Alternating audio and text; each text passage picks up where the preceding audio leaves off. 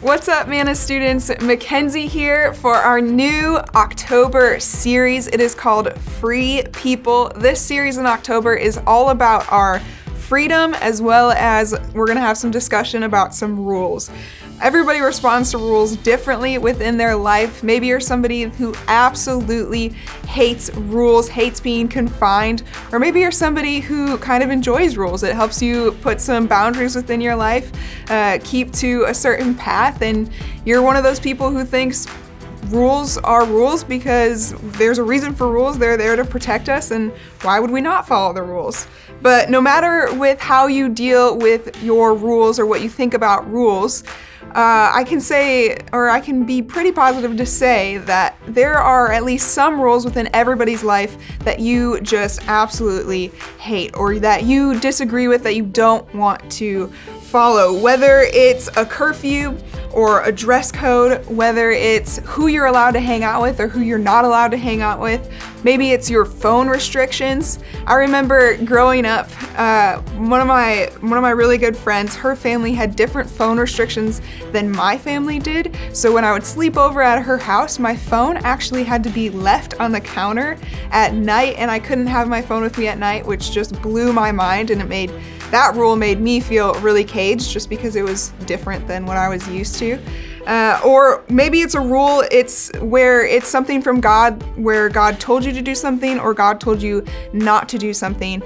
But whatever that rule might be that you don't like, if there is a rule that we don't like, often it can make us feel caged. It can make us feel like we don't have the freedom to do what we want to do. One of the most frustrating things that I think as a teenager specifically is this tension between rules and freedom, because you're kind of in a middle space. You're in the middle of childhood and adulthood. You're not necessarily a child who needs to be told what to do all the time and watched all the time, but you're also not an adult who is legally responsible for yourself yet. It also is a tension between dependence and independence, so dependence upon your parents, and also independence as you grow and you become your own person and become your own individual. And it's definitely a tension between rules and between freedom. So what do we do with all of these rules? What do we do with all the rules we don't want to follow? How do we handle our frustration of this tension that there is between freedom and rules? And if we look into the Bible for help, does it say anything about this? Does it say that there are certain rules that we have to follow and then just obey them? Just like that, like that's it. Are there rules in the Bible that are just rules that we have to follow and that's it? These are some of the questions that we're going to be answering today and also throughout the rest of this month. So what we're going to do this month is we're going to dive into the Bible to see what the Bible has to say about rules. We're actually going to be reading another book in the Bible by Paul, but it's called Colossians this time instead of Ephesians. And what Paul was doing is he was originally writing to the church in Colossae, and he's writing to them to help them warn against false teachings and to help them grow in their maturity toward Christ. We today can still learn a lot from this book that Paul wrote, and we're gonna start with this week's big idea from the book of Colossians. It's this: free people know that Jesus grants true freedom. Paul invites us to this idea in Colossians 1:15 through 21. He says, "The Son is the image of the invisible God, the firstborn over all creation. For in him all things were created, things in heaven and on earth, visible and invisible, whether thrones or powers or rulers or authorities. All things have been created through him and for him. He is before all things, and in him all things are held together, and he is the head of the body, the church. He is the beginning and the firstborn from among the dead, so that in everything he might have the supremacy. For God was pleased to have all his fullness dwell in him, and through him to reconcile to himself all things, whether things on earth or things in heaven, by making peace through his blood shed on the cross. Once you were alienated from God and were enemies in your minds because of your evil behavior, but now he has reconciled you by Christ's physical body through death to present you holy in his sight, without blemish and fear from accusation. If you continue in your faith, established and firm, and do not move from the hope held out in the gospel, this is the gospel that you heard and that has been proclaimed to every creature under heaven, and of which I, Paul, have become a servant. Jesus is the Son of God. That is what we're talking about. He is the one true authority over everything in the world, including the church. He is the one true authority over the church. Because of Jesus, we have been reconciled with God, and we must have faith in him. So, is faith where our rules come from? If we go back to verse 23, it says our faith should be established and firm, and our hope should be found in the gospel. What did Paul mean by this? Well, let's start with our faith, that it should be established and firm. If we center back on the idea of rules, then it can be assumed that our faith is established when we have rules. We're also going to focus on what this means to have our hope in the gospel, more specifically, our hope in Jesus. You see, God isn't about giving us rules that are just meant to be rules to keep us confined. They're not just meant to be rules to tell us what to do. The rules God gives us are actually designed to help us walk out our freedom. You see, these rules that God gives us, they allow us to be free from trying to earn God's love. They allow us to be free from trying to be perfect. They allow us to be free from a long, long list of rules. And we can find freedom through this to be loved by God and to love God, the God who made us. The key to our freedom is this rule. It is love. When we follow it, we discover that true freedom is found in Jesus. When Jesus was still on earth, he introduced this new idea of the new rule of love that would take place and complete all of the other rules that were in place before. This new rule changed everything. When Jesus shared this new rule, he was actually being interrogated by the religious leaders of that day.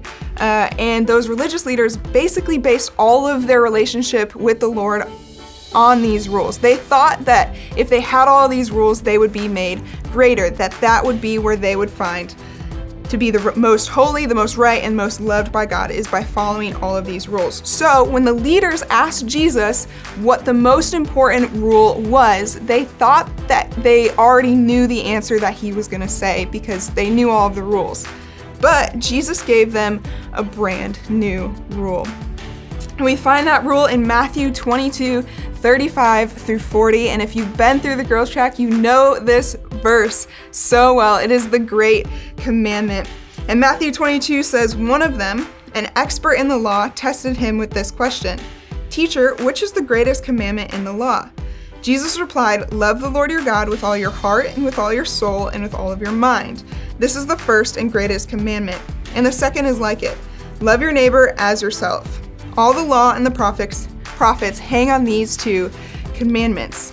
Here's what Jesus had to say about God's rules. There are two that matter most. It is love God and love others as yourself. When Jesus said all of the law of these two commandments, he was saying if you truly are loving God and loving others, then you're already following God's law. When we love God and we love others, we are doing what God says. We can also see ourselves more clearly, and we find true freedom.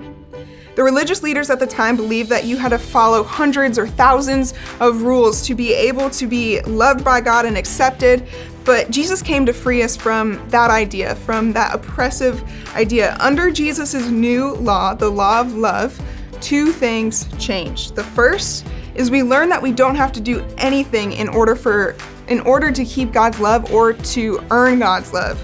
We're already loved. The second thing is we learned we don't have to follow thousands of rules if we just follow one: love. So what does this one law or this one rule look like in our lives? What does it practically look like in our lives? Well, first, with the love others portion of it, what we're talking about in this idea, if this law of love is practically played out in loving others, it may look something like this. Instead of telling your parents that the curfew that they placed for you is stupid, it might be that we ask the question, how can I love my parents better? You see, your parents you coming home earlier may allow your parents to go to bed earlier instead of waiting up for you to come home. You're loving your parents better by getting home on time so that they can go to bed. Or instead of thinking, it's fine while I text and drive, you can ask yourself, how can I love people better around me? You see, thinking about other people over what you want in the moment puts them in front of yourself. You're loving them by protecting them from possible harm.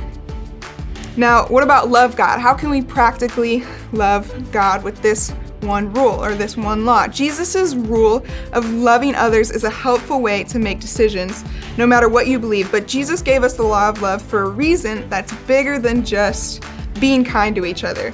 Above all, Jesus wants us to love God. So if following God ever made you feel caged, then I want you to ask yourself some of these questions. How does God's rules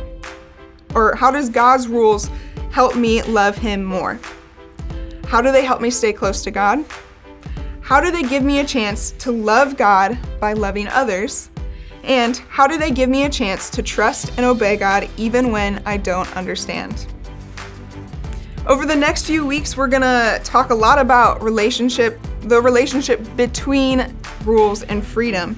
But we need to start here. We need to start with the law of love. God's laws set us up to be free to love God, others, and ourselves better. God's law also helps us see that no matter what we've done, God will always love us. Although there will always be rules that we don't like, maybe we do like, maybe some rules that we don't even understand or don't agree with, the right rules can set you free. And according to Jesus, the greatest rule is love. Through love, through Jesus and His love for us, we can be people who find true freedom through Him. Manna students, we want to go through this a little bit deeper with you through our small group discussion. So if you're watching at one of your student site groups, you can jump into your small group, have this discussion now. If you're watching online, we will post the small group questions below in the description so you can be a part of the conversation or just be a part of this further thought. Thanks for joining us.